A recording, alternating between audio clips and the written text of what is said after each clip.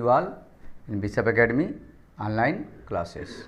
Student, today in this video we will study about human chapter 3 human reproduction and the topic partition and lactation.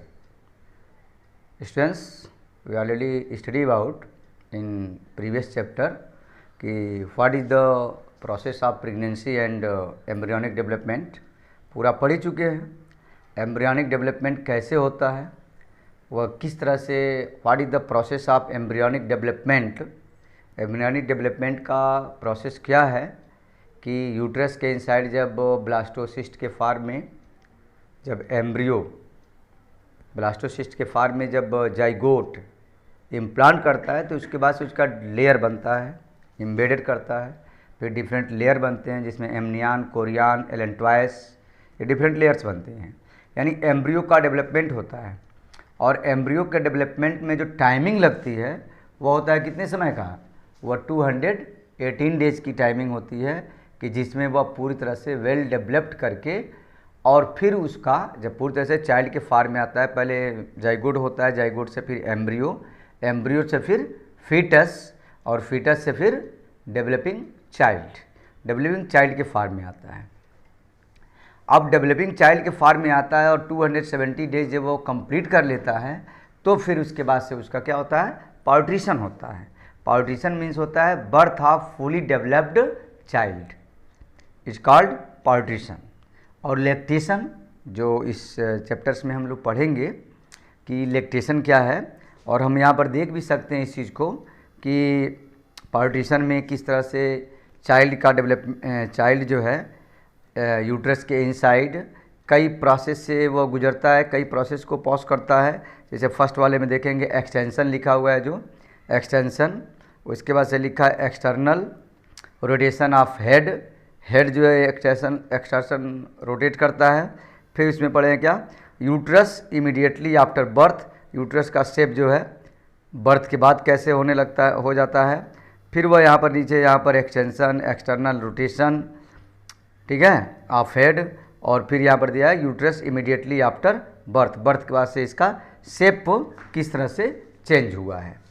मतलब एक तरह से यह कह सकते हैं कि पार्टीशन के बाद, आफ्टर पार्टीशन के बाद से यूट्रस का जो साइज होता है वह जो 10 टाइम्स लगभग बढ़ा रहता है अपने साइज से, ठीक है, वो 10 टाइम्स से फिर से अपने प्री पोजीशन में आ जाता है after birth.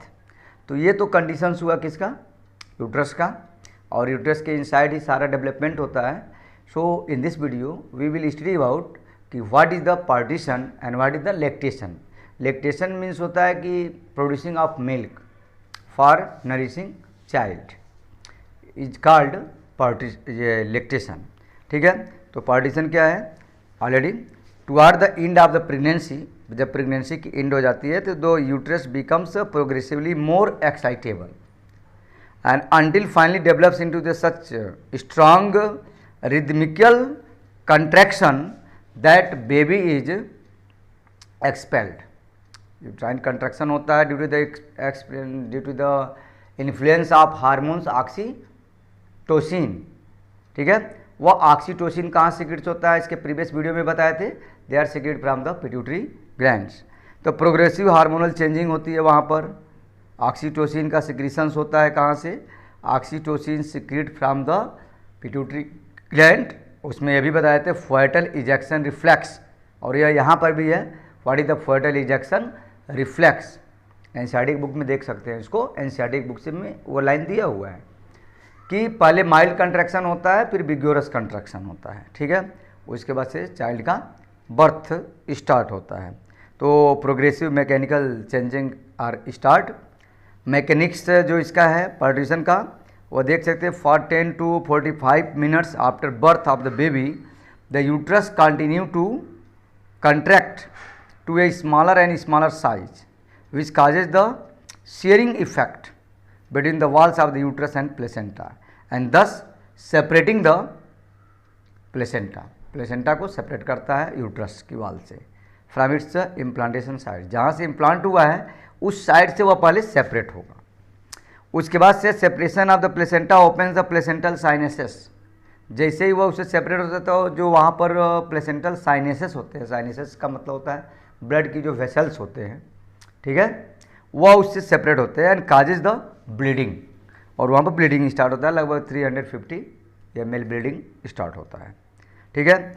The smooth muscles fibre, जो स्मूथ मसल्स फाइबर्स होते हैं, ठीक है, the uterine musculature arranged around the blood vessels as the vessels pass through the uterine wall. Therefore contraction of the uterus, यह contraction start किसके hormone से हुआ है? ऑक्सीटोसिन से. After delivery of the baby contract the vessels that had the previously should supplied the blood to the placenta. A vasoconstriction prostaglandins, vasoconstriction prostaglandins is also type of hormones form at the placental separation site and additional blood vessels also vessels spasm. Expulsion of placenta को कहते हैं the stages of labour. अब आगे देखेंगे जैसे ही, ठीक है, आगे कि ऑक्सीटोसिन हार्मोन्स का क्या रोल है, अभी जस्ट इसके पहले ही बताए हैं। Oxytocin brings the uterine contraction, play the key role in the labor and also it secrete the, उसी समय एक और हार्मोन सिक्रेट होता है जिसे कहते हैं क्या, प्रोलैक्टिन। तो प्रोलैक्टिन है, ऑक्सीटोसिन है और रिलैक्सिन है, ये हार्मोन्स होते हैं जो पार्टीशन के समय हेल्प करते हैं। तो मेन रोल होता है ऑक्सीटोसिन का, it brings the uterine contraction to expelled out the child, developed child. Oxytocin level rises at the onset of the labour, वही जो बताएं फोएटल रिजेक्शन रिफ्लेक्स, उसमें उसका लेवल इतना हाई हो जाता है कि it brings the vigorous contraction inside the uterus for expelled out of the child, ठीक है। अब देखेंगे रिलैक्सिन हार्मोन का क्या रोल होता है। रिलैक्सिन के बताए थे इसके पहले वाले वीडियो में भी। रिलैक्सिन जो हार्मोन्स है उसका रोल क्या है। Relaxin hormones that is produced during the pregnancy that facilitate the birth process. Relaxin also inhibit the contraction of the uterus, uterus के contraction को रोकता है, inhibit करता है, and may be the role determining the timing of the delivery, delivery के timing को determine करता है। रिलैक्सिन वाटर सॉल्युबल पॉलीपेप्टाइड होता है, आर हार्मोन्स आर प्रोटीन से तो पढ़ ही चुके हैं already. Present in the pregnant mammalian ovary and placenta and uterus. Relaxin level of the blood reaches the maximum at the terminal stage of the pregnancy.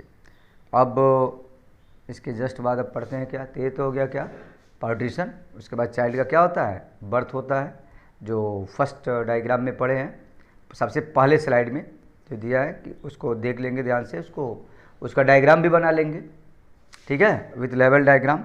अब lactation, lactation का बताया ही है कि lactation describe the production of the breast milk and it's secretion from the mammary gland after delivery. Delivery के बाद से जो child के नरिशमेंट के लिए, ठीक है, मदर्स के ब्रेस्ट से जो मिल्क का प्रोडक्शन होता है और उसे चाइल्ड को नरिशमेंट मिलता है, उसे हम कहते हैं क्या, लैक्टेशन, ठीक है। फिजियोलॉजी ऑफ लैक्टेशन क्या है, इसमें कई प्रोसेस होते हैं, वैसे एनसीईआरटी में नहीं दिया हुआ है लेकिन प्रदीप की बुक में इसको हम देख सकते हैं। एक होता है मेमोजेनेसिस होता है, development of the breast for functional stage. Lactogenesis का मतलब होता है, लैक्टोजेनेसिस जो सेकंड है, इसका सेंस होता है synthesis and secretion of milk from the breast alveoli. फिर होता है galactokinesis, ejection of milk outside of the breast. And galactopoiesis का मतलब होता है मेंटेनेंस ऑफ द लैक्टेशन। और एक है इवोल्यूशंस का मतलब होता है regression and atrophy post lactation, ठीक है।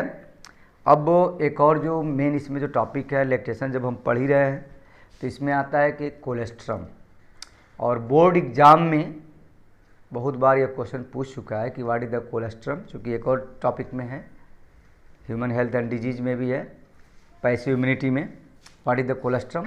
तो colostrum is the four milk which is secretes from the after just after the child birth यानी जस्ट आफ्टर द पार्टीशन। तो कोलेस्ट्रम का काफ़ी इंपॉर्टेंट रोल होता है। Colostrum is the pre milk और पोस्ट प्री मिल्क, ठीक है, four milk rather than the first lactational secretion that is the produced by the mothers in all mammals immediately following the birth of the young ones। ठीक है, life is the first food, life first food ही होता है वो। It contain different types of antibodies, उसमें कई तरह के क्या पाए जाते हैं, एंटीबॉडीज पाए जाते हैं। जो सबसे इंपॉर्टेंट एंटीबॉडीज होता है, ध्यान से इसको सुनेंगे, वो होता है IgA यानी इम्यूनोग्लोबिन अल्फा पाया जाता है, which provide the antibodies to child to its all life। उसके पूरे लाइफ टाइम तक के लिए वो 4 मिल्क से उसे क्या मिल जाता है, एक रेडीमेड एंटीबॉडीज मिल जाता है immunoglobin alpha which is found in colostrum. Colostrum is a non toxic non allergenic food supplements that has no negative interactions with the drugs, food or other supplements। Each drop of colostrum contain immunoglobulins, जिसे just बताए। Immunoglobins का sense ही होता है कि antibodies, antibodies का other names है immunoglobins, क्योंकि globular form में प्रोटीन होता है इसलिए उसका नेम ही पड़ेगा क्या, इम्यूनोग्लोबिन्स। एंटीबॉडीज होता है वो, इम्यून सिस्टम को इन्हांस करता है, ग्रोथ फैक्टर के रूप में वर्क करता है। एंटीबॉडीज है, vitamins, minerals, enzymes, amino acid, different types के substances are found inside the colostrum, colostrum में पाए जाते हैं। So it is required to the child after just after birth, इसलिए चाइल्ड को तुरंत उसकी ज़रूरत होती है, या इसको रेडीमेड एंटीबॉडीज मिल जाता है मदर्स से चाइल्ड को, which protect the child to hold its life, जो उसे पूरे लाइफ टाइम तक उसे डिफरेंट टाइप्स के डिजीज से बचाता है। तो कोलेस्ट्रम का यह इम्पोर्टेंस है, ठीक है। इन्वायरमेंटल टॉक्सिन से भी उसको बचाता है, जर्म से, बैक्टीरिया से, ठीक है। इस पर नोट्स प्रिपेयर कर लेंगे स्टूडेंट्स। कोलेस्ट्रम क्या है, सबसे इम्पोर्टेंट टॉपिक्स है। पार्टीशन क्या है, लैक्टेशन क्या है, और प्रोसेस ऑफ जो बर्थ है यानी व्हाट इज द पार्टीशन, इस पर पूरा नोट्स प्रिपेयर कर लेंगे, ठीक है। Okay students, thanks.